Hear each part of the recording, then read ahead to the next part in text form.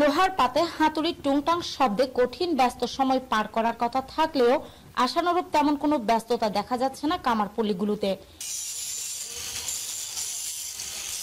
একদিকে যেমন বৃদ্ধি পেয়েছে সাধারণ মানুষের কর্মব্যস্ততা, তেমনি এ পেশায়ও পরিবর্তন এসেছে ভিন্ন রূপে।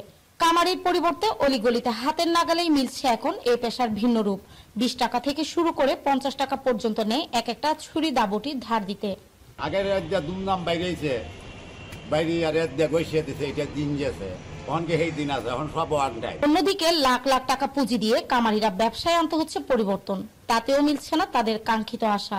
তবে কি কালের বিবর্তনে ধীরে ধীরে হারিয়ে যেতে বসেছে শত বছরের পুরনো ঐতিহ্যবাহী এই ব্যবসা?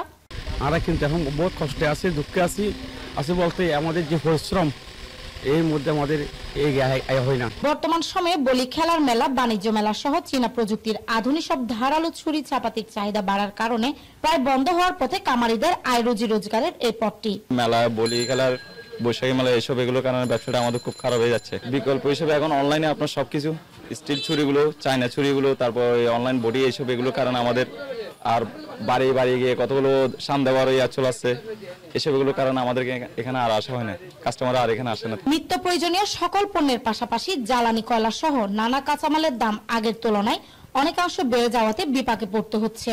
সেই সাথে এই ব্যবসাকে সচল রাখতেও বেগ পেতে হচ্ছে তাদের।